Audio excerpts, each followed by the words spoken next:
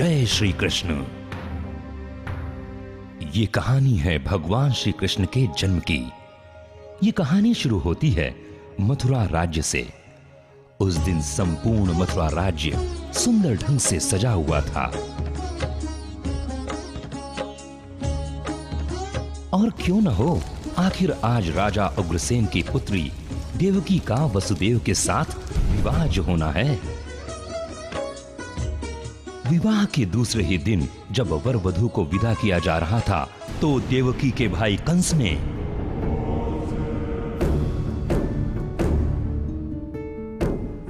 घोषणा की कि वो खुद रथ को वसुदेव के घर तक चलाकर ले जाएगा। उसने रथ की लगाम अपने हाथ में ले ली और शंख ध्वनि ढोल बाजे के साथ वर वधू विदा हुए।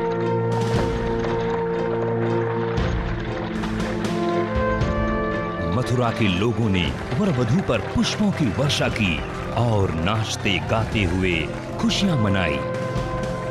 देवकी का चेहरा किसी दुल्हन की तरह ही खुशी से दमक रहा था। सारा मथुरा आनंद से विभोर था। पर अचानक इस आनंद, इस प्रसन्नता पर मानो विराम लग गया। आसमान में काले बादल घिर आए और स्वर्ग से एक आकाशवाणी हुई। ए मूर्ख कंस, सावधान हो जा। देवकी का 8वां पुत्र ही तेरी मृत्यु का कारण बनेगा।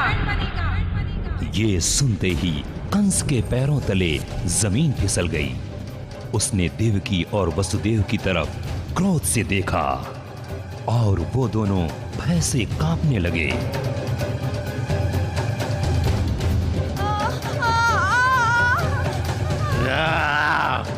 मैं तत्काल तेरी हत्या कर इस आकाशवाणी को असत्य सिद्ध कर दूंगा। नहीं।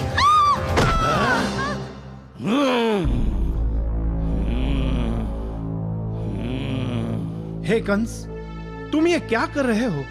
आखिर देवकी तुम्हारी बहन है। तुम इतने क्रूर कैसे हो सकते हो? वासुदेव, तुमने सुना नहीं?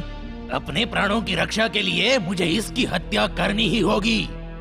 हे कंस, तुम एक बड़े राजा हो। एक स्त्री की हत्या का पाप अपने सर मत लो। आखिरकार हम सबको मरना ही है। देवकी निर्दोष है, वो तो तुम्हें मार नहीं सकती ना। नहीं तो कृपा करके देवकी को जीवित रहने दो।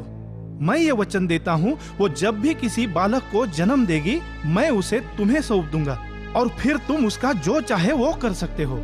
वासुदेव, मुझे तुम पर पूरा विश्वास है। अब तुम दोनों जा सकते हो, पर अपना वचन निभाना मत भूलना। इस तरह खतरे को दूर होता देख वसुदेव ने राहत की सांस ली। मन ही मन उन्होंने ईश्वर से प्रार्थना की और सब कुछ भविष्य के ऊपर छोड़ दिया। समय गुजरता गया।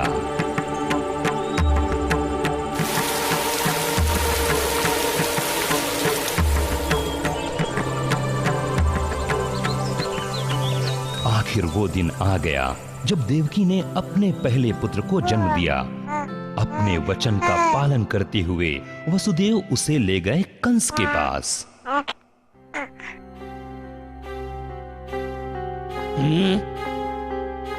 हे कंस, ये मेरा प्रथम पुत्र है और मेरे वचन के अनुसार इसे मैं लेकर आया हूँ। वासुदेव, इस शिशु को लेकर मेरे पास आने की कोई आवश्यकता नहीं थी। आखिर तुम्हारे 8वें शिशु द्वारा मेरी हत्या होनी है। मैं इसे अनावश्यक रूप से क्यों स्वीकार करूं? कृपा कर इस शिशु को वापस ले जाओ। जैसी तुम्हारी इच्छा है कंस। वसुदेव प्रसन्न होकर वापस तो लौट गए, लेकिन उन्हें शंका थी कि कंस का मन कभी भी पलट सकता है। नारायण नारायण नारायण नारायण। हे कंस, ये आपने क्या किया? क्या आपको यह ज्ञात नहीं कि देवकी के सारी संतान स्वयं भगवान विष्णु के अंश है? भगवान विष्णु के सहयोगी तो यादव वंश में जन्म ले चुके हैं। वे सभी आपके और आपके राक्षस मित्रों के खिलाफ युद्ध में उन्हें सहयोग देंगे। हे कंस, सावधान हो जाओ। कोई खतरा मत मोल लेना। नारायण नारायण नारायण नारायण। इतना कहकर नारद वहां से रवाना हो गए और कंस को क्रोध की ज्वाला में जलता छोड़ गए। उसने देवकी और वसुदेव को तत्काल कारागार में डाल दिया।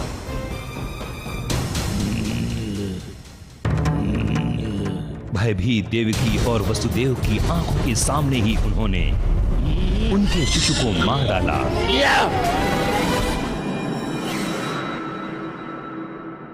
कंस के अत्याचार की तो ये शुरुआत थी। सबसे पहले तो उसने अपने ही पिता उग्रसेन को बंदी बनाकर कारागार में डाल दिया और फिर उसने उनका राज्य भी हड़प लिया।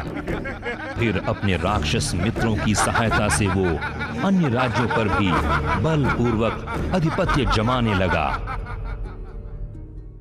इसी बीच वो देवकी के सभी पुत्रों की उनके जन्म के तत्काल बाद ही हत्या करता चला गया।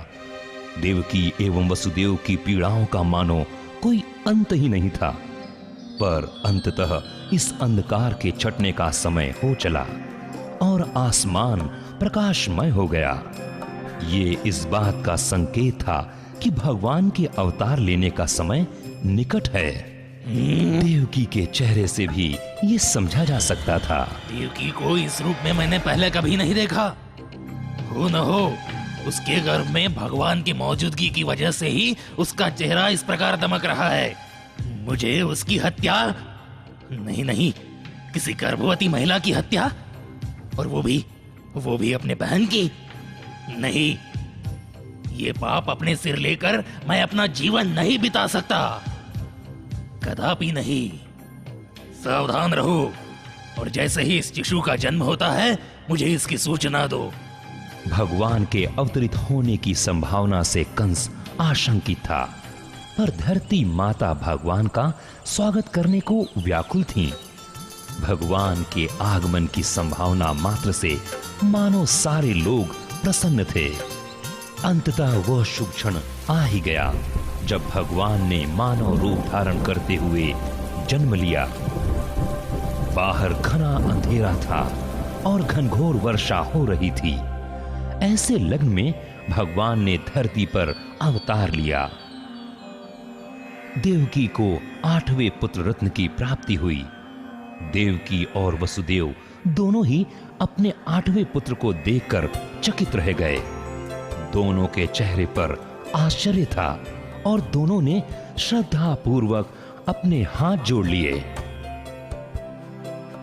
हे प्रभु, आपने पृथ्वी की रक्षा हेतु ये जन्म लिया है, पर आपके जन्म का समाचार सुनते ही कंस आपकी हत्या करने आ जाएगा। हे प्रभु, आप हमारी रक्षा करें, पर उस दुष्ट कंस की दृष्टि आपके इस दैवी रूप पर नहीं पड़नी चाहिए।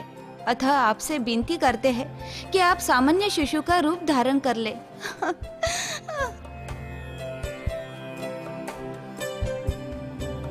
हे मेरे माता पिता, आपके कष्ट के दिन अब समाप्त हो गए।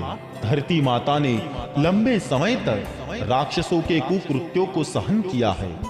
पृथ्वी को इन दुष्टों से, दुराचार से मुक्ति दिलाने के लिए ही मैंने ये रूप धारण किया है।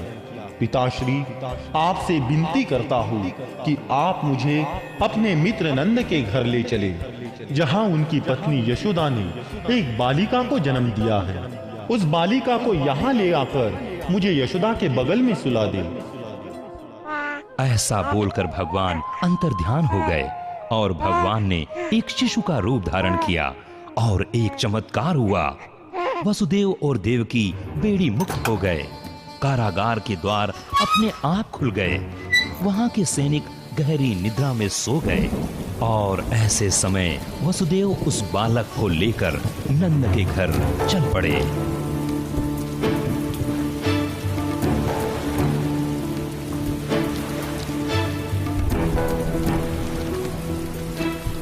गोकुल में नंद के घर तक पहुंचने के लिए मुझे ये नदी पार करनी होगी, लेकिन मैं कैसे पार कर पाऊंगा? हे भगवान, मुझे मार्ग दिखाओ।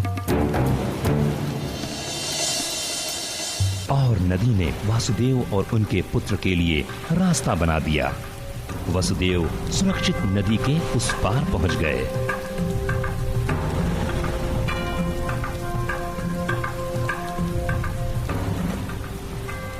आखिरकार वो नंद के गांव पहुंच ही गए। अब मैं ये बालक यशोदा को सौंप देता हूँ। याद रहे, इस बारे में किसी को पता न चले।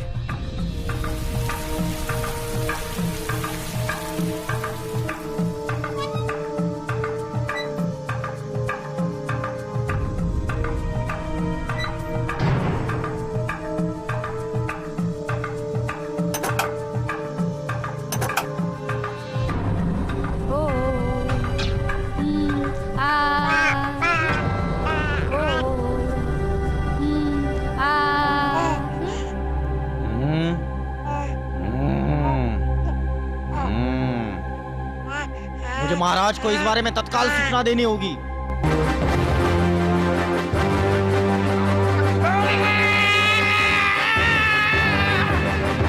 महाराज, महाराज, मैं आपको यह सूचना देने आया हूँ कि उस शिशु का जन्म हो चुका है।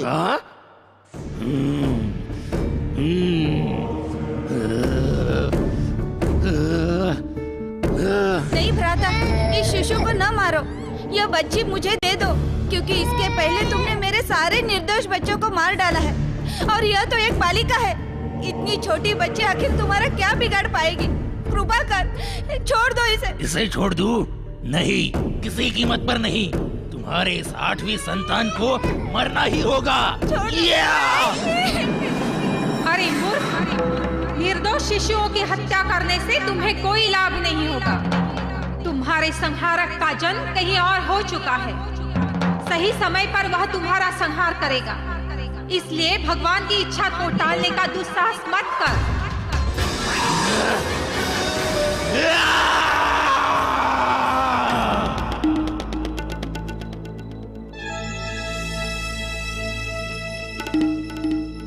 हे मित्र, हमें इतने तत्काल क्यों बुलाया? मैं विफल हो गया हूँ। अपने शत्रु की हत्या करने में असफल हो गया। क्या बोल रहे हो मित्र?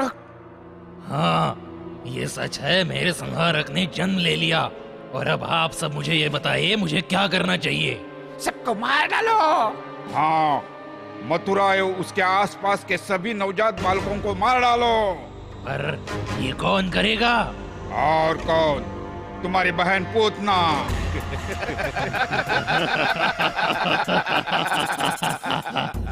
पर वो उस बालक के पास जाएगी कैसे? लगता है महाराज को मेरी शक्तियों के बारे में कुछ भी याद नहीं है।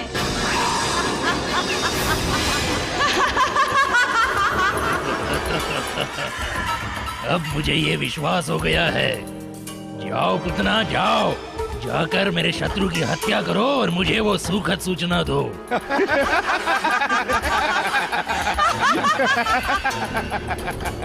जहां कंस और उसके राक्षस मित्र कृष्ण की हत्या का षड्यंत्र रच रहे थे, उनके षड्यंत्र से अनजान गोकुलवासी नंद के घर में पुत्र के जन्म आनंद मना रहे थे। कृष्ण की झलक पाने के लिए महिलाओं की भीड़ लगी थी और सुंदर वस्त्रों में सजी स्त्रियां नंद के घर में नृत्य कर आनंद में विभोर थीं। कुछ तो एक दूसरे पर दूध और मलाई भी छिड़क रही थीं। सारा गोकुल आनंद में डूबा था और कृष्ण की ओर धीरे धीरे आगे बढ़ रहे खतरे के बारे में किसी को कुछ भी नहीं पता था। ये खतरा था पूतना का।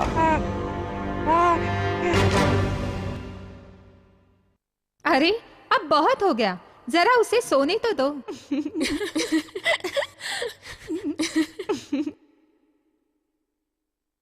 हाँ बोलो।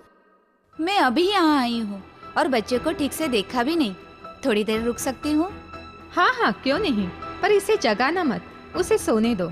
नहीं नहीं, मैं इसका ध्यान रखूंगी, आप चिंता न करें। मैं इसका ऐसा ध्यान रखूंगी कि यह बालक सदा के लिए आराम ही करता रहेगा।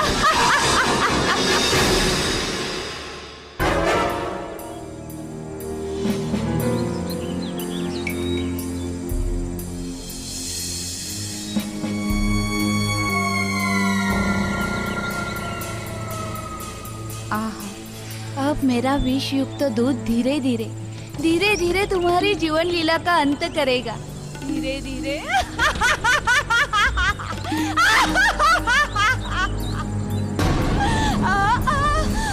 छोड़ो छोड़ो, दुष्ट बालक, छोड़ छोड़ मुझे, जाने दो, जाने दो।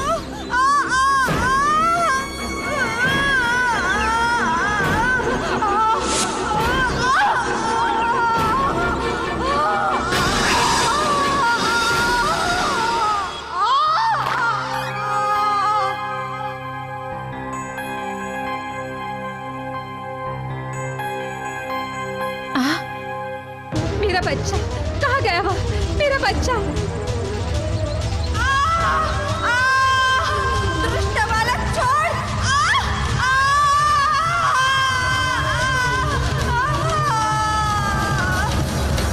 कृष्ण के जन्म के बाद पहली बार गोकुल के लोगों ने उनका ये चमत्कार देखा और समय के साथ कई अन्य चमत्कार देखने का सौभाग्य भी उन्हें प्राप्त हुआ और शीघ्र ही भगवान कृष्ण का एक और चमत्कार देखने का अवसर मिला। एक बार माता यशोदा घर के काम में व्यस्त थीं और उन्होंने अपने शिशु को एक बैलगाड़ी की छांव में लिटा दिया। उन्हें वहां आराम से लिटाकर वो अपने काम में लग गईं। लेकिन कुछ समय के बाद वो शिशु अपने आप जग गया।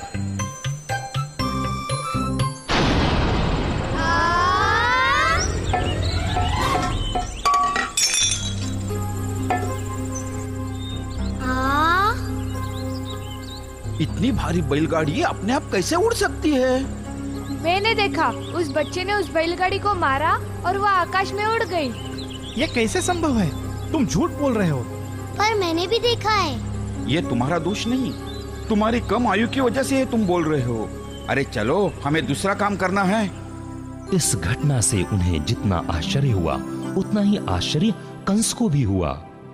जब उसे ये पता चला कि पूतना की मृत्यु हो गई है, उसे तत्काल ये संदेह हुआ कि हो न हो यही बालक देवकी का पुत्र है और उसने तृणवर्त राक्षस को उस बालक को मारने का आदेश दिया।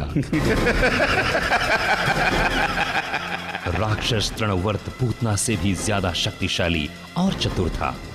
वह अपनी शक्ति से आंधी ला सकता था और पृथ्वी की विशालतम वस्तु को भी हवा में उड़ा सकता था। गोकुल गांव पहुंचते ही उसने वहां के लोगों को कष्ट देना शुरू कर दिया। वहां के लोग भयभीत हो गए क्योंकि अपने जीवन में इससे पहले उन्होंने ऐसी आंधी कभी नहीं देखी थी। वर्ण तृणवर्त का लक्ष्य तो नंदलाल का घर था, जिस ओर वो तेजी से बढ़ रहा था, और इस खतरे से बिल्कुल अनजान थी यशोदा। लेकिन कृष्ण को इस बात का पूरा ज्ञान था और उन्होंने अपनी लीला दिखानी शुरू की।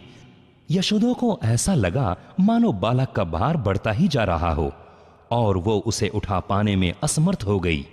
उन्होंने शिशु को नीचे जमीन पर रख दिया और घर के अंदर कोई काम करने चली गईं।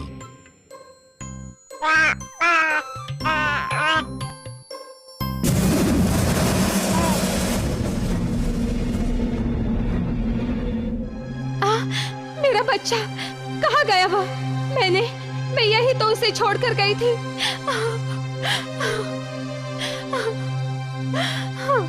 क्या हुआ यशोदा? क्यों रो रही हो? मेरा पुत्र, मैं उसे यही छोड़कर गई थी, पर वह गायब हो गया है। लगता है आंधी उसे उड़ा कर ले गई। हे भगवान, मेरे पुत्र की रक्षा कीजिए।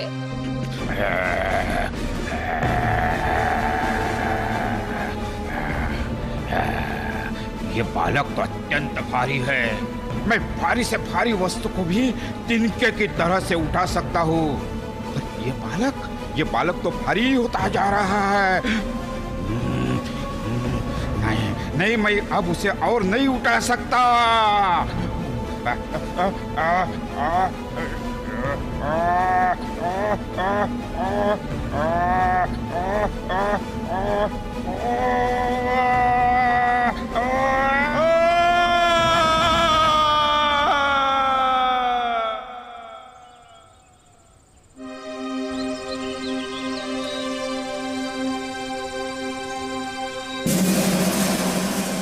बच्चा, मेरा बच्चा, मैं तुम्हें कभी अकेला नहीं छोड़ूंगी। मेरा बच्चा, मेरा लाल, मेरा बच्चा। लगता है ये अद्भुत बालक है, अन्यथा ये राक्षसों के हाथों से दो बार कैसे बच सकता? हाँ, ये सच है। इसके पास जरूर कोई दैवी शक्ति होगी। कुछ ही क्षणों में समूचे गोकुल ग्राम में यशोदा और नंदलाल के पुत्र एवं राक्षस के हाथों उसके बचने और उसकी देवी शक्तियों की चर्चा होने लगी। लोगों को यह अनुमान भी नहीं था कि उन्हें राक्षसों से मुक्ति दिलाने के लिए भगवान ने स्वयं ही ये रूप धारण किया है। और वो घड़ी भी आ गई जब यशोदा और नंद ने यादव कुल के पुरोहित से परामर्श कर अपने शिशु का नाम कृष्ण रखा। उन्हें कृष्ण का नाम दिया गया क्योंकि वे सांवले थे। समय बीतता गया और कृष्ण बड़े होते गए। वे काफी नटखट थे। बलराम के साथ मिलकर वे हर वक्त किसी न किसी नई शरारत की ताक में रहते थे। उम्र के साथ उनकी शरारतों का ढंग बदलता गया। वो और उनके अन्य मित्र दूसरों को छेड़ा करते थे। क्यों रे नटखट? मैं तुम्हें अब भी बताती हूँ। अब बताओ, तुमने ऐसा क्यों किया? मैया, मैंने तो कुछ भी नहीं किया, मैं तो निर्दोष हूँ। कृष्ण के भोले भाले चेहरे की वजह से सभी उन्हें क्षमा कर दिया करते थे और धीरे धीरे उनकी शरारतें बढ़ती ही गईं। यशोदा मैया, यशोदा मैया। अब क्या शिकायत करने आए हो? लगता है कृष्ण ने फिर से कोई शरारत की। नहीं यशोदा मैया। फिर क्या हुआ? उसने माटी खाई है। क्या? हाँ हाँ, हम सबने देखा। हे भगवान, इस बालक से तो मैं तंग आ चुकी हूँ। कहाँ है वो? अच्छा, तो तुम यहाँ हो। अब तुम सभी यहाँ से चले जाओ। अब बताओ, तुमने ऐसा क्यों किया? तुमने माटी क्यों खाई? मैया, मैंने माटी नहीं खाई, सब झूठ बोल रहे हैं। क्या बलराम भी झूठ बोल रहा है? हाँ मैया, वो भी झूठ बोल रहा है, क्योंकि आज सुबह मेरा उससे झगड़ा हुआ ना। तो तुमने माटी नहीं खाई है? अपना मुंह खोलो और मुझे देखने दो। इस बार तुम्हारे भोले चेहरे का मुझ पर कोई प्रभाव नहीं पड़ेगा। जरा मैं देखूं तो। ये कृष्ण की पहली लीला थी जिसने यशोदा को चमत्कृत कर दिया। उन्होंने कृष्ण के मुख में समूचा ब्रह्मांड देखा। उन्हें लगा मानो वो कोई स्वप्न देख रही हों, पर उन्हें इस बात का तनिक भी भान न हुआ कि उनका पुत्र ही इस पूरे ब्रह्मांड का पालनहार है। एक दिन जब यशोदा कृष्ण को खाना खिला रही थीं, अचानक उन्हें याद आया कि उन्होंने चूल्हे पर दूध रखा है। कृष्ण को जमीन पर ही छोड़कर रसोई की तरफ चली गईं और ये देखकर कृष्ण को क्रोध आ गया। वे भी मक्खन से भरा घड़ा फोड़कर वहां से चले गए। ये सब देख यशोदा कृष्ण को दंड देने के लिए ढूंढने लगीं और अंततः वे उन्हें ओखली के पीछे मिले। तो तुम यहाँ हो। तुम हमेशा मुझे परेशान करते हो। अब मैं तुम्हें ऐसा दंड दूंगी कि तुम मुझे कभी भी परेशान नहीं कर सकोगे। अब तुम यही रुको। कृष्ण को दंड देने के लिए यशोदा ने उन्हें बांधने का निर्णय लिया, पर उन्हें ये नहीं पता था कि ये एक कष्टपूर्ण कार्य साबित होगा। जब भी वो उन्हें बांधने की कोशिश करती, रस्सी की लंबाई थोड़ी कम पड़ जाती थी। उन्हें ये पता भी नहीं था कि ये सब और कुछ नहीं, ये कृष्ण की सिर्फ लीला थी। यशोदा की स्थिति को देखकर कृष्ण को उनके ऊपर दया आ जाती है और आखिर यशोदा ने एक बार फिर प्रयास किया और वे सफल हुई। इसके बाद कृष्ण को वहीं छोड़कर यशोदा वहां से चली गईं। पर वो कृष्ण ही क्या जो एक जगह पर स्थिर रहे। हाँ? मैया,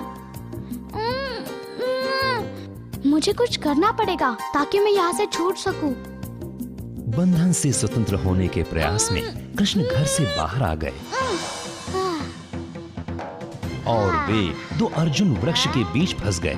इस विकट स्थिति से बाहर निकलने के लिए उन्होंने जोर लगाया, इतना जोर लगाया कि भारी आवाज के साथ दोनों ही वृक्ष नीचे गिर पड़े और कुछ ग्वालाओं ने यह आवाज सुनी और उन्होंने उस दिशा की ओर देखा।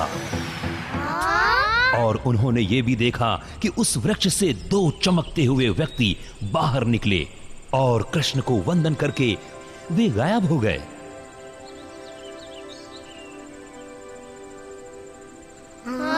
ग्वालाओं को अपनी आंखों पर विश्वास नहीं हुआ। शीघ्र ही वहां कुछ बड़े व्यक्ति भी आ पहुंचे। मुझे लगा बिजली गिरी। हाँ, मैंने भी यही समझा।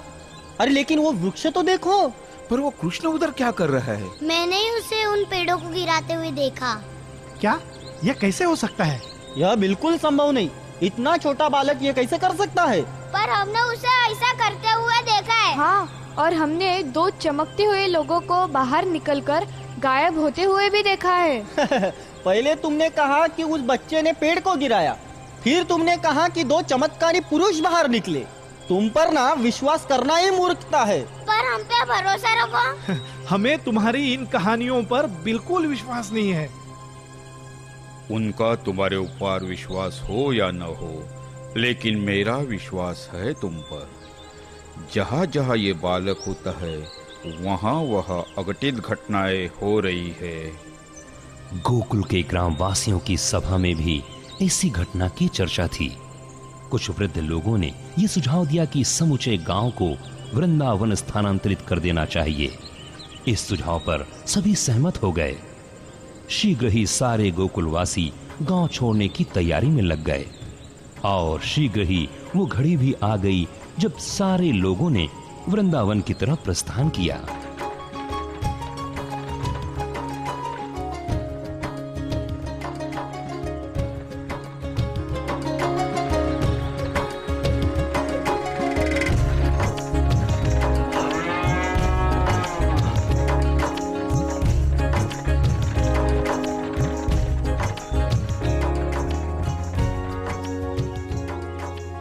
वाद्य यंत्रों की धुन पर नाचते गाते हुए अंततः जब वे वृंदावन पहुंचे, उस स्थान की हरियाली, गोवर्धन पर्वत एवं यमुना नदी को देखकर वे काफी प्रसन्न हुए। वे यहाँ बसने की तैयारी में जुट गए और धीरे धीरे समूचा गांव ही वहां बस गया। लोगों ने सामान्य जीवन जीना प्रारंभ कर दिया। अब तक कृष्ण की आयु 7 वर्ष की हो गई थी और एक दिन उन्होंने माता यशोदा से विनती की, मैया, क्या मैं अपने साथियों के साथ गायों को चराने जाऊं? नहीं, मैं इसकी अनुमति नहीं दे सकती। तुम बहुत छोटे हो। पर मैया, मेरी उम्र के बाकी गोप भी जाते ही है ना? नहीं, मैं तुम्हें वन में जाने की अनुमति नहीं दे सकती। मैया, जाने भी दो उसे यशोदा, पर कृष्णा पहले वचन दो, तुम ज्यादा दूर नहीं जाओगे। हाँ, मैं वचन देता हूँ। कृष्ण काफी प्रसन्न हुए और अब वे दिन प्रतिदिन अन्य ग्वालाओं के साथ गाय चराने जाने लगे। जब गाय चरती थीं, तो कुछ गोप कृष्ण की बांसुरी की धुन पर नृत्य करते थे और दूसरे ग्वाला एक दूसरे के साथ खेलने में व्यस्त होते थे। दिन बीतते गए। एक दिन वटासुर राक्षस बैल का रूप धारण कर उन ग्वालों की गायों की झुंड में शामिल हो गया। बलराम, तुमने हमारे गायों के बीच वो काला बैल देखा? अलग दिखता है ना? हाँ, उस बैल में कोई असामान्य बात है। हम वहाँ चुपके से जाते हैं ताकि वो हमें देख ना पाए। चलो।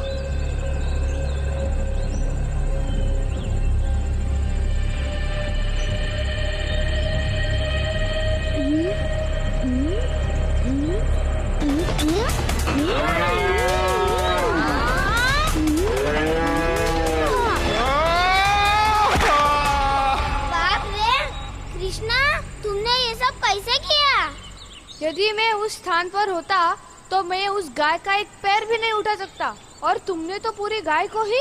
कृष्ण के इस कृत्य से अन्य ग्वाले उत्साहित हुए और वे वन के भीतर और ज्यादा दूर तक जाने लगे। सारे ग्वाले दिन भर अपनी गायों के साथ एक वन से दूसरे वन में विचरण करते रहते हैं। वे अपने साथ खाने की चीजें भी ले जाते थे और एक दिन खाना तो हुआ, पर मुझे बड़ी प्यास लगी है। पर हमें यहाँ पानी कहाँ मिलेगा? मुझे पता है, यहाँ पास में एक झील है। हमारी गायों को भी अपने साथ ले चलते हैं। चलो। हाँ, चलो।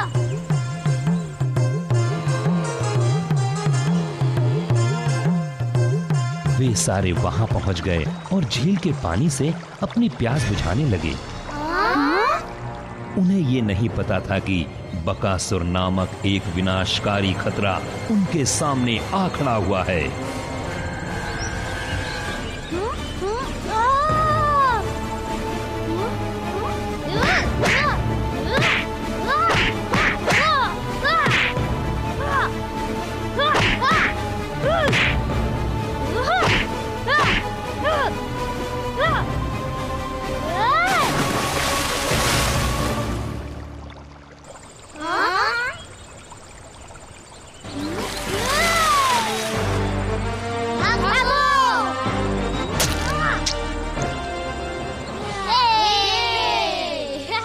सारे ग्वाले कृष्ण को सुरक्षित देखकर काफी प्रसन्न हुए। जब ग्वाले अपनी गायों के साथ वापस घर पहुंचे तो उन्होंने बकासुर के साथ कृष्ण के युद्ध की बात अपने माता पिता को बताई। उनके माता पिता उनकी बातें सुनकर काफी चकित हुए और उन्हें यह विश्वास हो गया कि कृष्ण के रूप में भगवान स्वयं पृथ्वी पर अवतरित हुए हैं। लेकिन एक दिन मेरी बहन पूतना और मेरे भाई बकासुर को मारने वाला यही कृष्ण है। कृष्ण तुम्हें जीने का अधिकार नहीं है। मैं तुम्हें और तुम्हारे साथियों को मार डालूंगा। कृष्ण तुम्हें खत्म कर डालूंगा।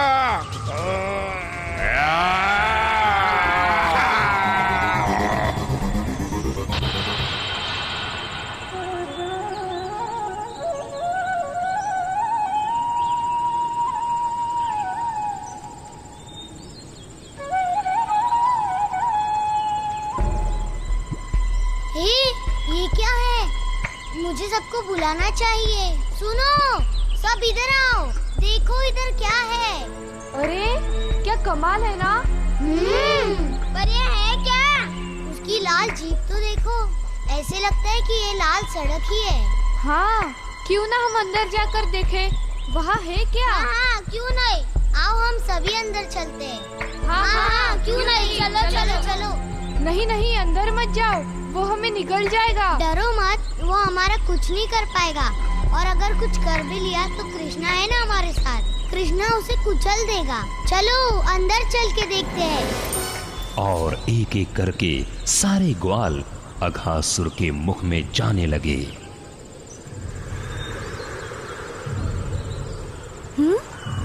अरे यहाँ इतना सन्नाटा कैसा? और बाकी सब है कहाँ?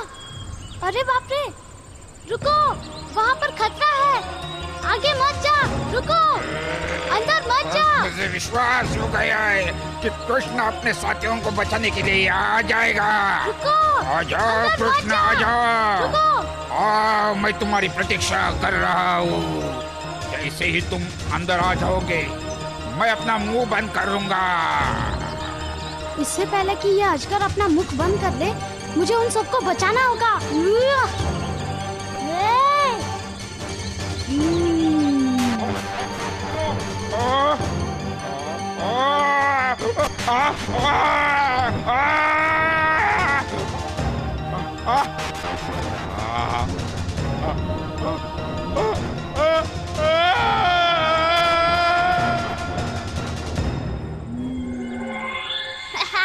शीघ्र ही वे अजगर के मुख में प्रवेश करने का वृतांत सुनाने लगे।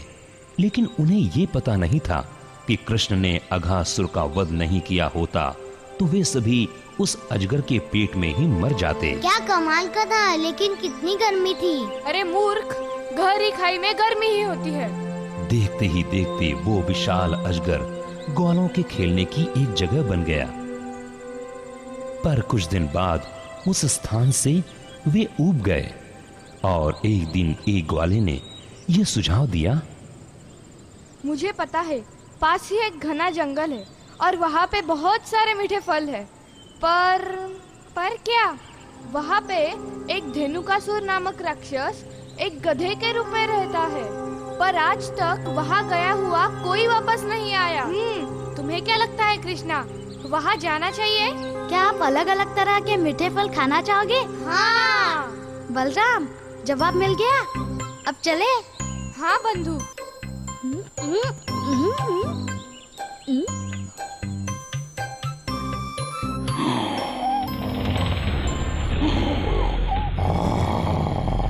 ये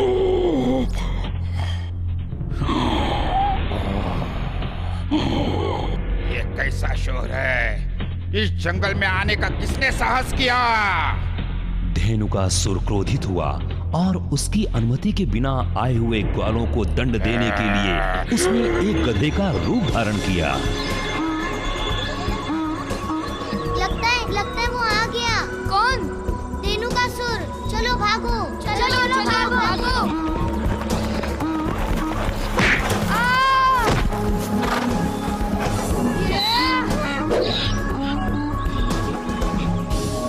ये तो अच्छा रहा बलराम।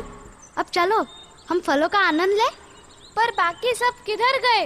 हम यहाँ हैं। हमने सोचा कि तुम सारे लोग घर चले गए हो। ऐसे कैसे? इतने मीठे फल हम यहाँ छोड़कर कैसे जा सकते हैं?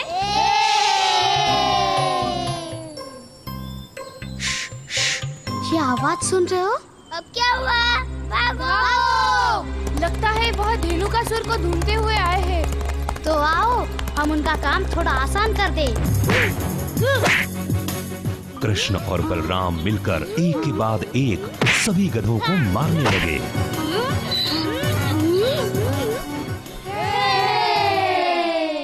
और शीघ्र ही इस घटना की सूचना उनके माता पिता तक भी पहुंची। वृंदावन के लोगों को अब यह विश्वास हो गया कि कृष्ण के पास कोई दैवीय शक्ति है, पर कालिया वध के बाद तो वे उनकी पूजा करने लगे। और एक दिन जब सारे ग्वाले अपनी गायों को नदी में पानी पिलाने ले गए, अचानक सारी गायें पानी पीकर गिर पड़ी।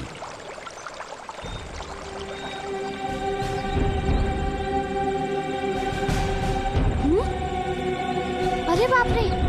अरे कृष्णा, देखो हमारी गायों को क्या हो गया। इस नदी का जल अवश्य जहरीला है। मैंने सुना है कि कालिया नामक एक सर्प इस नदी में रहता है। मुझे लगता है यह उसी का प्रभाव है।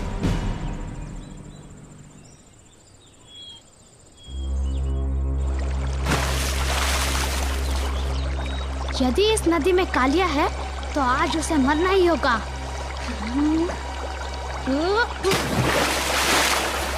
और कृष्ण ने यमुना नदी में छलांग लगाई और कालिया के साथ जमकर युद्ध करना प्रारंभ किया।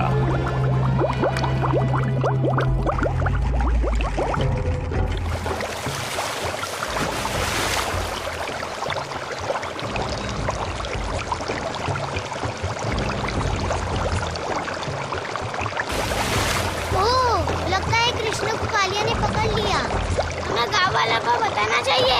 चलो। और तमाम ग्वाले घबरा गए। वो दौड़ते हुए नगरवासियों के पास पहुंचे और उन्होंने पूरी जानकारी सबको दी।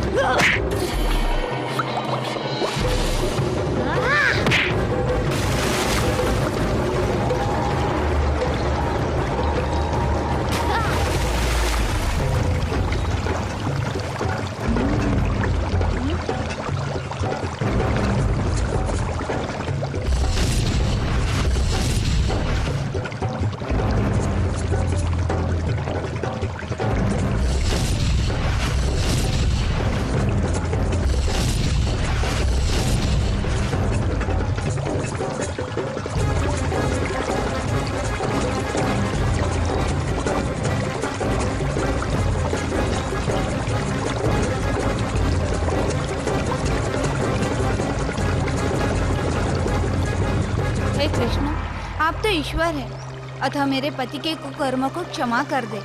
हमें अपने किए पर पछतावा है। कृपा कर, हे कृष्ण कृपा कर। ठीक है, मैं तुम्हें एक शर्त पर छोड़ दूंगा। तुम इस नदी को छोड़कर दूर समुद्र में चले जाओ। जैसी तुम्हारी इच्छा कृष्ण। मैया। उस दिन से वृंदावन के लोग कृष्ण की पूजा करने लगे।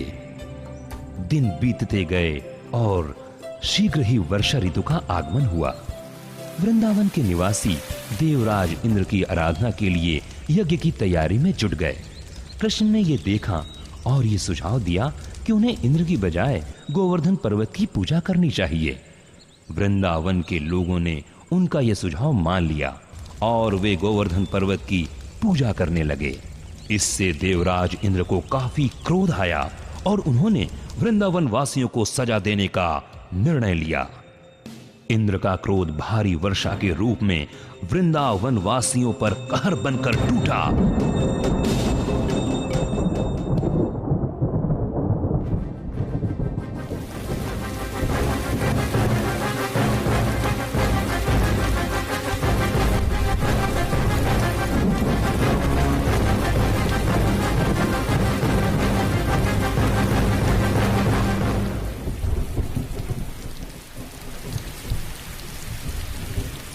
और कृष्ण ने उनकी सहायता करने का निर्णय लिया। कृष्ण समूचे गांव को गोवर्धन पर्वत की शरण में ले गए।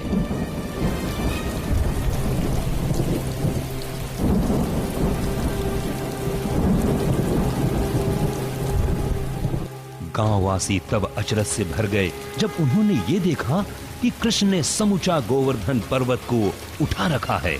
कृष्ण ने उन सबको गोवर्धन पर्वत के नीचे शरण लेने को कहा। वे वहां 7 दिनों तक रहे, घनघोर वर्षा के बीच। ये देखकर देवराज इंद्र को अपनी गलती का पता चला और उन्होंने वर्षा रोक दी। उन्होंने कृष्ण से क्षमा याचना की और कृष्ण ने अपने अन्य भक्तों की तरह उन्हें भी क्षमा कर दिया।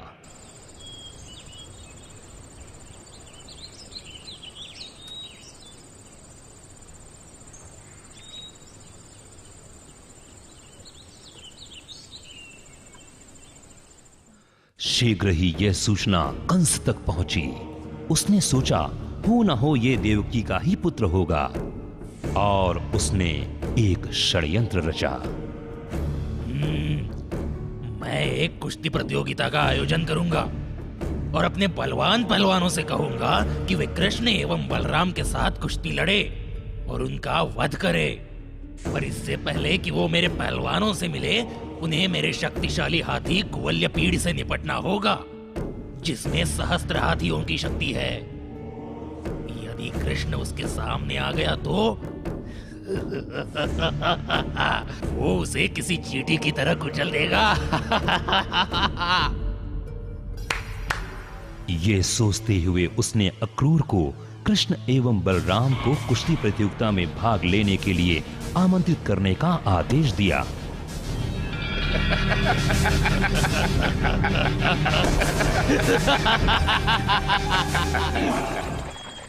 आदेश के अनुसार अक्रूर ने बलराम और कृष्ण के घर जाकर कुश्ती प्रतियोगिता में भाग लेने का आमंत्रण दिया, जिसे कृष्ण ने सहर्ष स्वीकार कर लिया। और आखिर वो दिन आ ही गया जब कृष्ण मथुरा में आयोजित कुश्ती प्रतियोगिता में भाग लेने पहुंचे।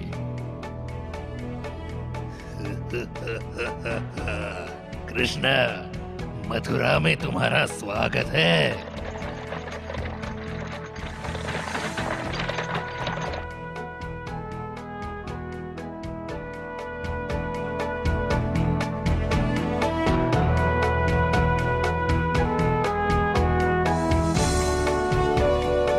कंस ने वहां धनुर्यज्ञ के लिए धनुष रखा था, जिसकी रक्षा कई प्रहरी कर रहे थे।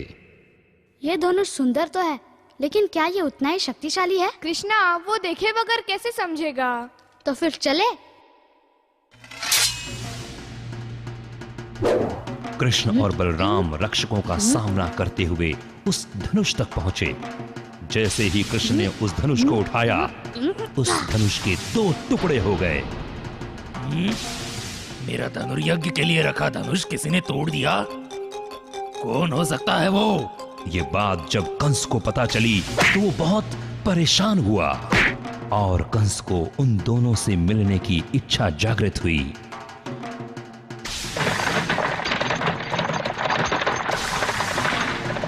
ये दो बालकों का कार्य देखकर कंस की नींद उड़ गई।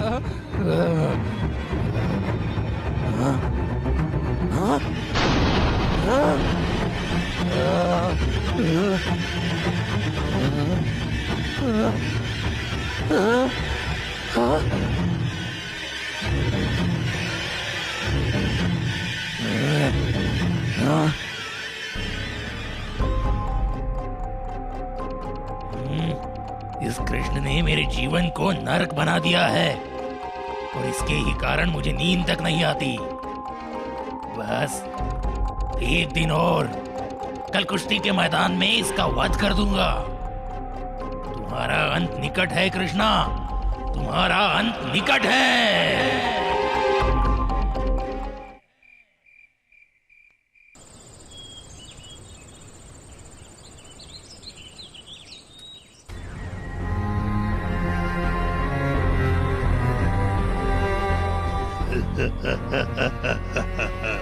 कृष्ण, मेरे योद्धा तुम्हें कुचलने को तैयार है। शीघ्र आओ कृष्ण, मृत्यु तुम्हारी प्रतीक्षा कर रही है।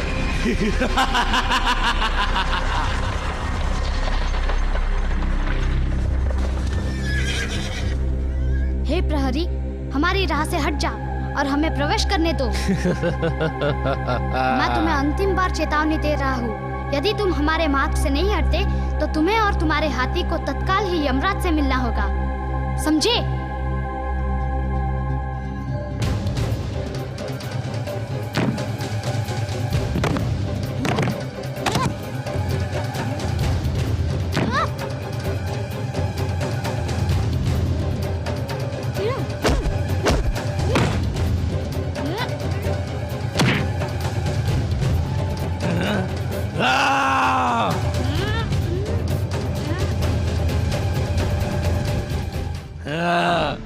लगता है शक्तिशाली हाथी कुवल्यपीड ने अपना काम पूरा कर दिया है।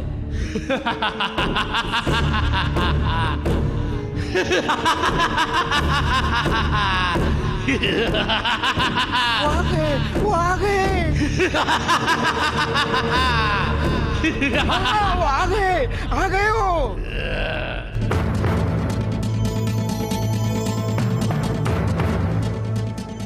ओ कंस, मैं तुम्हारे योद्धाओं का सामना करने के लिए तैयार हूँ।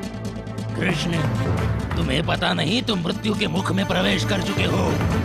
अब तुम्हें और बलराम को मेरे योद्धा चनुर एवं मुस्तकी से कोई नहीं बचा सकता।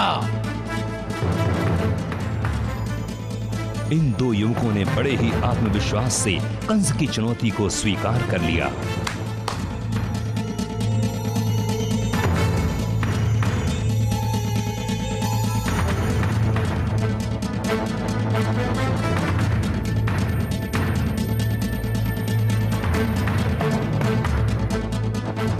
और फिर कुश्ती की शुरुआत हुई। कृष्ण और बलराम कंस के भेजे हुए मुस्तकी और चाणूर का सामना करने के लिए मैदान में उतर पड़े।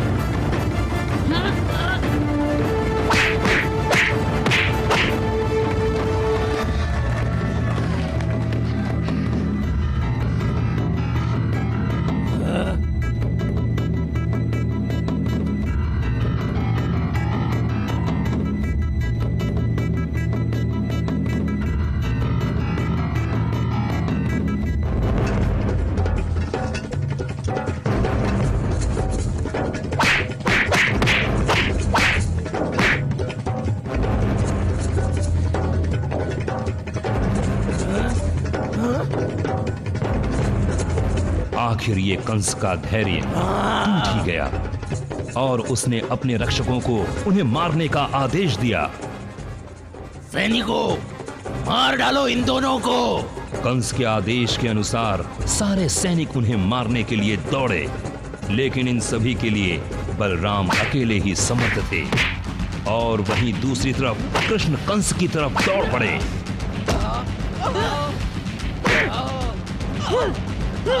कृष्ण के बल के सामने कंस विवश हो गया और हाथ जोड़कर कृष्ण से क्षमा मांगने लगा। तब उसे कृष्ण के रूप में भगवान विष्णु का दर्शन हुआ। कृष्णा। और इस तरह कंस का अंत हुआ। जिस दिन उसने ये सुना था कि उसका वध देवकी के 8वें पुत्र के हाथों होना निर्धारित है, उसने उनके मित्रों, परिजनों पर और पूरी मानव जाति पर ढेरों अत्याचार किए और अंततः इस पृथ्वी को राक्षसों के अत्याचार से मुक्त कराने के लिए अवतरित हुए स्वयं भगवान कृष्ण। पर भगवान श्री कृष्ण को कालांतर में इससे भी अधिक महत्वपूर्ण भूमिकाएं